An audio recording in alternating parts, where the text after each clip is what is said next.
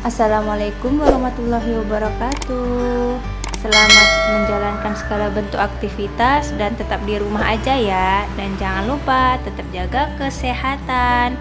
Nah, untuk pertemuan kali ini kita akan belajar matematika. Nah, kita akan melakukannya secara daring ya, karena sesuai dengan kondisi. Untuk itu, tonton terus video pembelajaran ini agar kalian lebih paham ya.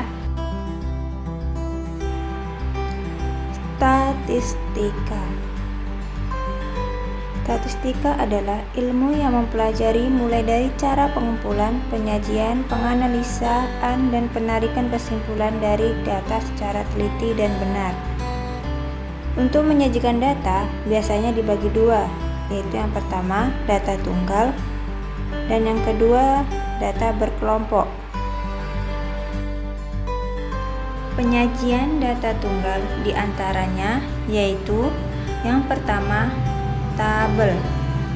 Nah, tabel ini adalah penyajian data dalam bentuk kumpulan angka yang disusun menurut kategori tertentu dalam suatu daftar. Contohnya dapat dilihat sebagai berikut ini. Atau agar lebih jelasnya, penyajian data tunggal dalam bentuk tabel biasanya disebut frekuensi tunggal karena langsung melibatkan frekuensinya masing-masing. Sebagai contoh, misalkan diberikan data sebagai berikut ini. Dari data tersebut akan kita buat dalam bentuk tabel, maka harus buat dua kolom.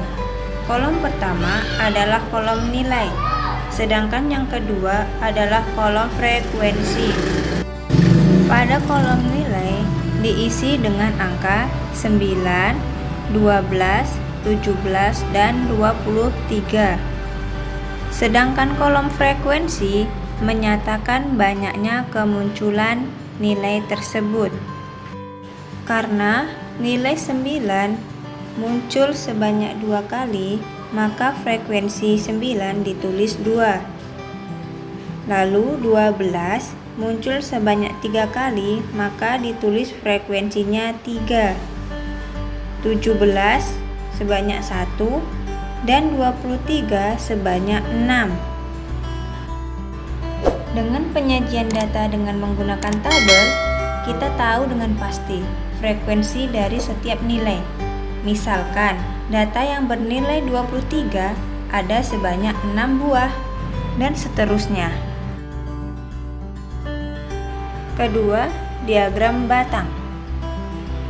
Diagram batang umumnya digunakan untuk menggambarkan perkembangan nilai suatu objek penelitian dalam kurun waktu tertentu. Diagram batang digunakan untuk menyajikan data diskrit.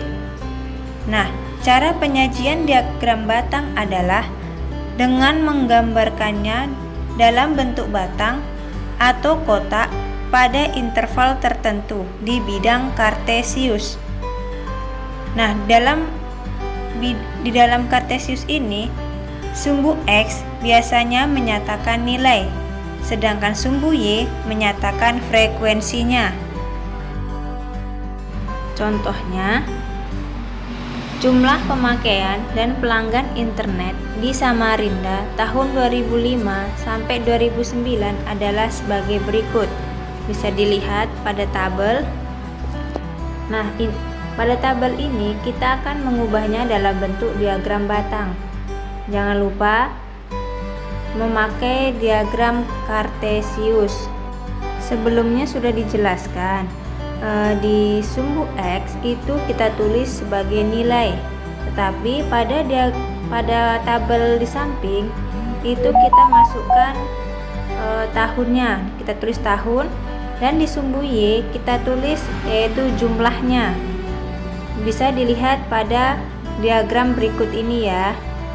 Coba kalian perhatikan pada tabel dan diagram batang di samping. Misalkan tahun 2005 itu jumlahnya yaitu sebanyak 8.947. Maka kita buat seperti batang dan diakhir ya. Demikian juga di tahun 2006. Jumlahnya sebanyak 12.313. Maka kita buat persegi panjang arah ke atas ya, dan jangan lupa diarsir. Dan seterusnya cara pengerjaannya sama seperti itu ya. Nah, dari diagram batang ini kita bisa lihat semakin tinggi batangnya menunjukkan semakin banyak frekuensi dari nilai yang dimaksud. Ini lebih mudah dibandingkan membaca tabel, tapi sulit untuk mengetahui frekuensi sebenarnya. Dari diagram tersebut, dengan mudah kita tahu bahwa data pada tahun 2009 itu paling banyak, tapi tidak mudah mengetahui berapa banyaknya. 3. Diagram batang daun. Diagram batang digunakan untuk mengetahui penyebaran data. Dalam diagram daun, data yang terkumpul diurutkan terlebih dahulu dari data terkecil sampai data terbesar. Nah, kita bisa membuat diagram batang daun dengan cara membuat tabel yang terdiri dari 2 kolom. Kolom pertama adalah batang dan kolom kedua adalah daun. Selanjutnya, kolom batang diisi dengan angka puluhan. Lihat data di samping ya. Untuk nilai 9, angka puluhannya adalah 0. Untuk nilai 12 dan 17, angka puluhannya adalah 1. Dan untuk nilai 23, angka puluhannya yaitu 2. Sedangkan kolom daun diisi dengan angka satuan dan bisa diisi dengan beberapa angka. Untuk nilai 9, angka satuannya adalah 9. Karena nilai 9 ada 2, maka angka 9 ditulis sebanyak 2 kali. Untuk nilai 12, angka satuannya adalah 2. Karena nilai 12 muncul sebanyak 3 kali, maka angka 2-nya ditulis sebanyak 3 kali. Begitu juga dengan 17. Angka satuannya yaitu 7, ditulis sebanyak 1 kali. Untuk nilai 23, angka satuannya adalah 3. Karena nilai 23 muncul sebanyak 6 kali, maka angka 3-nya ditulis sebanyak 6 kali. Dengan demikian, diperolehlah diagram batang daunnya sebagai berikut. Yang keempat, diagram garis. Diagram garis adalah penyajian data dalam bentuk garis pada bidang kartesius.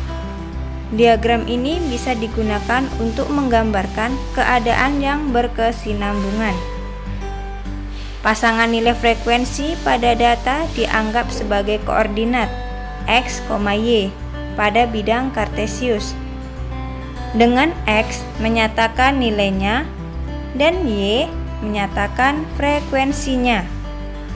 Sehingga kita peroleh titik-titik 9,2, 12,3, 17,1, dan 23,6. Kemudian titik-titik tersebut dihubungkan sehingga membentuk garis. Biasanya diagram garis ini disajikan untuk melihat tren atau kecenderungan perubahan data. Yang kelima, diagram lingkaran. Diagram lingkaran digunakan untuk menyajikan data yang menunjukkan perbandingan. Diagram lingkaran dibagi dalam juring-juring lingkaran besar. Sudut juring lingkaran sebanding dengan nilai data yang disajikan. Nah, dalam penyajian diagram lingkaran adalah dibuat dalam bentuk lingkaran. Untuk membuatnya, terlebih dahulu kita tentukan besar sudut pusat lingkaran untuk setiap nilai di keseluruhan data dengan cara sebagai berikut. Sudut A sama dengan banyak A dibagi jumlah seluruh data dikali 360 derajat. Nah, rumus ini kalian harus ingat, karena rumus ini untuk mencari setiap sudut nilai. Dari data dalam tabel diperoleh jumlah seluruh data ada 12, sehingga untuk menentukan besar sudut lingkaran dari masing-masing nilai adalah sebagai berikut. Untuk sudut nilai 9 sama dengan banyak A. Banyaknya berarti kita ambil dari frekuensi, yaitu 2 dibagi jumlah seluruh data, berarti jumlah yang frekuensinya tadi ada 12. 2 dibagi 12 dikali 360 derajat sama dengan 60 derajat. Nah, untuk sudut nilai 12 sama dengan 3 dibagi 12 dikali 360 derajat sama dengan 90 derajat. Nah, untuk sudut nilai 17 dan 23 caranya sama seperti untuk mencari sudut nilai 9 dan 12 ya. Biasanya setiap nilai diwakili dengan warna yang berbeda, sehingga diagram lingkarannya adalah sebagai berikut. Nah, diagram lingkaran ini mirip dengan diagram batang. Secara visual, kita lebih mudah menentukan nilai mana yang paling banyak dengan membandingkan luas potongan lingkarannya. Dari diagram tersebut, data yang bernilai 23 itu paling banyak karena luasnya paling besar. Oke, sampai disinilah penjelasan dari statistika penyajian data tunggal. Nah, untuk selanjutnya yang data berkelompok akan dibahas di video selanjutnya ya. Jangan lupa